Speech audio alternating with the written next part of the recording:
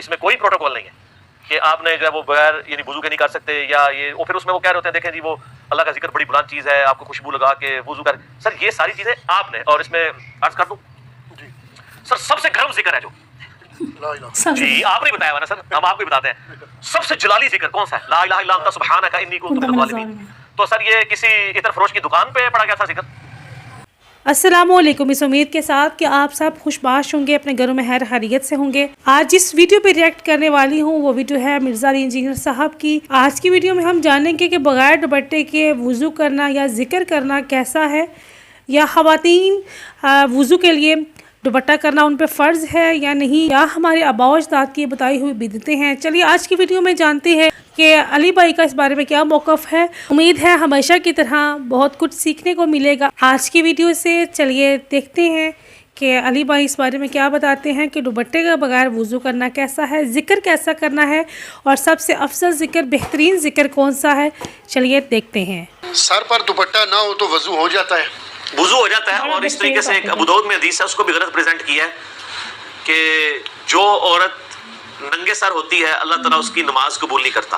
اچھا، وہ کسی نے اس کو اس حوالے سے پریزنٹ کر دیا ہے کہ جو عورت یعنی پردہ نہیں کرتی، عام حالت میں ننگے سر پھرتی ہے، وہ نماز پڑھے بھی تو قبول نہیں ہوتی۔ وہ یہ نہیں ہے، نماز کی حالت میں جس طرح مرد کے لیے ناف سے لے کے گھٹنوں کے نیچے تک سطر ہے نا، عورت کے لیے سر کا ڈھانپنا نماز پڑھنے کے دوران یہ فرض ہے۔ ویسے تو الگ سے بھی ہے، لیکن یہ مطلب نہیں ہے کہ جو الگ سے ننگے سر پھرتی ہے اور وہ جب دوپٹہ بھی پہن لے تب بھی اس کی نماز قبول نہیں ہوگی، ایسا نہیں ہے۔ ایسا نہیں ہے، تو اس طریقے سے یہ اکثر اذان ہوتی ہے تو وہ عورتیں جو ہے دوپٹہ لے لیتی ہیں، یہ ساری ٹریڈیشنل چیزیں بالکل اگر کوئی کرتا ہے بہت اچھی بات ہے، ہم تو اسے کوئی بدعت نہیں کہتے، لیکن اس کو اس طریقے سے نہ کوئی سمجھے کہ یہ واجب ہے، یہ فرض ہے۔ بالکل ٹھیک ہو گیا؟ ٹھیک، جزاک اللہ۔ علی بھی اگلا سوال ہے، کیا بغیر دوپٹہ کے وضو ہو جاتا ہے جبکہ گھر میں کوئی نامحرم بھی موجود نہیں ہے؟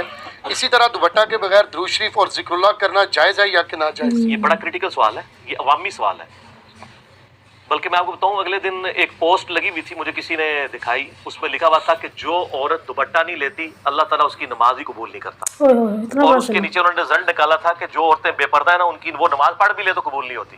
دیکھو کتنا غلط رزلٹ نکالا، کتنا غلط رزلٹ۔ حالانکہ وہ اس کا مطلب یہ نہیں ہے حدیث کا، وہ حدیث آپ کو 70 والے چیپٹر میں ملے گی۔ اچھا، 17 والے چیپٹر کہ میں نماز کے دوران جو ننگے سر عورت نماز پڑھے اس کی نماز نہیں ہوتی۔ یہ نہیں ہے کہ ایک عام عورت ہے اور بے پردہ ہے اور وہ نماز میں پردہ کر کے نماز پڑھتی ہے تو چونکہ وہ باہر بے پردگی کر رہی ہے تو اس کی نماز نہیں ہوگی۔ ہاں بالغ ظاہر ہے، بالغ عورت کی بات ہو رہی ہے نا، نماز تو فرض اسی پہ نا، نابالغ کے اوپر تو کوئی نہیں ہے، نابالغ تو بغیر وضو کے بھی کوئی بچہ پڑھ لیتا ہے، اس پہ تو کوئی فتویٰ نہیں ہے، صرف ترغیب دلائی گئی۔ بالکل صحیح۔ تو کوئی بالغ عورت جو ہے وہ اگر بغیر دوپٹے کے نماز پڑھتی ہے، اور دوپٹہ بھی ایسا ہونا چاہیے جس دوپٹے میں سے بالوں کی چمک باہر دکھائی نہ دے، دکھائی نہ دے، یعنی صحیح۔ اتنا موٹا دوپٹہ یا حجاب ہونا چاہیے تو اس سے کور کریں تو نماز پڑھی جائے۔ باقی رہا کہ کسی گھر میں کوئی نامحرم نہیں ہے یا گھر میں نامحرم تو ہے لیکن اس کے سامنے آمنا سامنا نہیں ہونا، آپ دوسرے پورشن میں ہیں اور کوئی شخص اس وقت کوئی عورت جو ہے وہ اس طریقے سے بال کھول کے وضو کر لیتی ہے تو کوئی عرض نہیں ہے، وضو کا پروٹوکول تو نہیں ہے، یہ تو نماز کے ساتھ لیتے ہیں۔ نماز کا پروٹوکول۔ اور میں نے یہ بھی بتایا تھا کہ صحیح بخاری مسلم میں حدیث ہے کہ نبی علیہ السلام پگڑی کے اوپر بھی مسح کر لیتے تھے، اور اس کے تحت میں نے یہ بھی بتایا تھا جو عورت ایک دفعہ وضو کر کے حجاب پہن لے اور پھر بعد میں وہ حجاب اتارے نا، تو جتنی دیر تک حجاب پہن کے رکھی ہے اس دوران اس کو حجاب اتار کے سر کا مسح کرنے کی ضرورت نہیں، اس کے اوپر سے بھی کر سکتی ہے، جیسے کہ جرابوں اور موزوں میں مسح ہو سکتا ہے، قیاس کیا۔ لیکن اگر کوئی نامحرم ہے تو پھر تو ظاہر ہے وہ آپ کو پردے کا اہتمام کرنا چاہیے، اس میں تو پھر بہتر یہ ہے کہ واش روم کے اندر بھی ایک بیسن ہونا چاہیے جہاں پہ لوگ وضو کر کے عورتیں باہر نکلیں اہتمام کر کے۔ بالکل صحیح۔ باقی یہ کہنا کہ جی جو عورت اپنے گھر میں بھی ننگے سر بیٹھی ہے اس کو شیطان دیکھتا ہے، غلط ہے، یہ پاسبل نہیں ہے۔ اتنی بڑی آپ یعنی بلیم نہ لگائیں، دین کے اندر خود سے چیزیں انجیکٹ نہ کریں۔ اذان شروع ہوتی ہے تو ہماری عورتیں جو وہ دوپٹے تلاش کر رہی ہوتی ہیں، ایسے ہی اذان کا جواب دینے کے لیے دوپٹہ اوڑھنا ضروری نہیں ہے، دوپٹہ پروٹوکول ہے نماز کا، نماز کا، یا غیر محرم کے سامنے آنے کا آپ نے حجاب کرنا ہے۔ اکیلے بیٹھے ہیں، آپ کی فرینکنس سے لائف گزاریں، کیوں اپنے آپ کو مطلب مصیبت میں ڈالتے ہیں؟ رہا یہ چکر کے جی دوپٹہ ذکر کے لیے ضروری ہے یا دروشی پڑھنے کے لیے، سر دوپٹہ تو بہت چھوٹی چیز ہے، اگر کوئی شخص بغیر وضو کے بیٹھا ہے وہ بھی اللہ کا ذکر اور دروشی کر سکتا ہے، اور یہ بھی چھوٹی چیز ہے۔ اگر کسی شخص کے اوپر غسل فرض ہے وہ بھی اللہ کا ذکر اور دروشی پڑھ سکتا ہے حالت جنابت میں۔ صحیح مسلم میں حدیث ہے، جنابت والے چیپٹر میں اما عائشہ سے پوچھا گیا کہ نبی علیہ السلام جو ہے وہ کیا اس حالت میں بھی اللہ کا ذکر کرتے تھے؟ انہوں نے کہا نبی علیہ السلام ہر حال میں اللہ کا ذکر کیا کرتے تھے، چاہے آپ جنبی بھی ہوں۔ اور جامعہ ترمذی میں حضرت علی رضی اللہ تعالیٰ عنہ علیہ السلام سے روایت ہے کہ مولا علی کہتے ہیں کہ نبی علیہ السلام کو حالت جنابت کے علاوہ کوئی اور حالت قرآن پڑھنے سے مانے نہیں ہوتی تھی. آپ جنابت کی حالت میں قرآن نہیں پڑھتے تھے اور باقی ہر حالت میں قرآن پڑھ لیتے تھے, یعنی بغیر وضو کے بھی پڑھ لیتے تھے.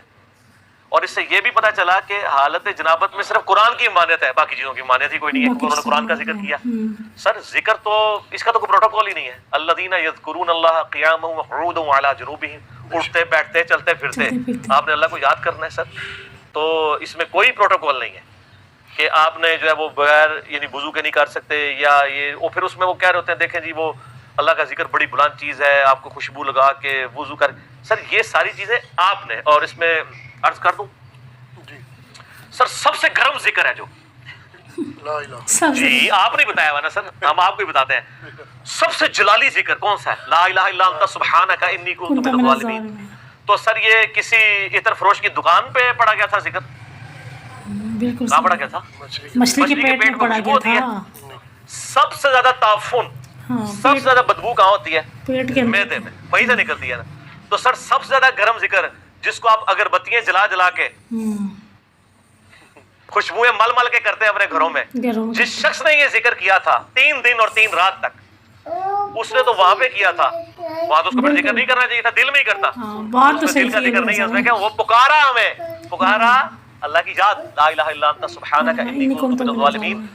سورۃ الانبیاء میں آیا اور اللہ تعالیٰ نے فرمایا سورہ الصافات میں کہ اگر یونس اس دعا کے ساتھ ہمیں یاد نہ کرتا, ہائے ہائے ہائے, تو پھر اسی دن مچھلی کے پیٹ سے نکالا جاتا جس دن کے مردے نکالے جائیں گے, یعنی قیامت تک, یعنی وہ مچھلی یونس کی قبر بن جاتی اگر وہ یہ دعا نہ کرتا. اس سے کئی رزلٹ نکلے.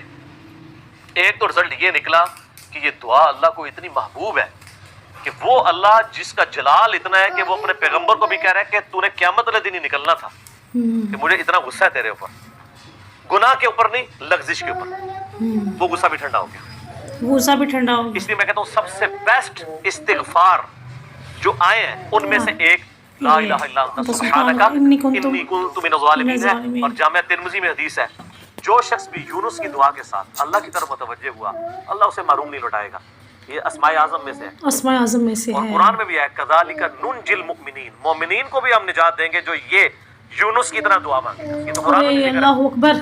اچھا اس کے دیکھیں ترجمہ کتنا پیارا ہے, لا الہ الا انت, کوئی معبود نہیں سوائے تیرے, کوئی معبود نہیں سوائے تیرے. اللہ تو غلطیوں سے پاک ہے, بے شک. انی کنت من الظالمین, میں تو انسان ہوں, غلطیاں کروں گا, میں تو غلطیاں کروں گا. یار اس سے بہتر انداز ہو سکتا ہے کہ یا اللہ تو غلطی اس لیے نہیں کرتا کہ تو پاک ہے, پاک ہے, تو پاک تو صرف تو ہے, بے شک. مخلوق تو اس لیول پہ پاک ہو ہی نہیں سکتی, ہو ہی نہیں سکتی, ورنہ تو ہم مخلوق کو بھی سبحان پیغمبروں کے ساتھ بھی لگا رہے ہوتے. انسان جتنا بھی پرفیکٹ ہو پاک نہیں ہو سکتا, پاک نہیں ہو سکتا. انبیاء کو اللہ نے گناہوں سے پاک کیا ہے, لغزشیں ان سے بھی ہوئی ہیں. حضرت آدم علیہ السلام سے لغزش ہوئی ہے, نوح علیہ السلام نے کافر بیٹے کے لیے دعا کی ہے, موسیٰ علیہ السلام سے بندہ مر گیا ہے, نبی علیہ السلام کی 4 لغزشیں قرآن میں ذکر ہوئی ہیں, جس میں ان پہ بددعا نکل گئی تھی زبان سے.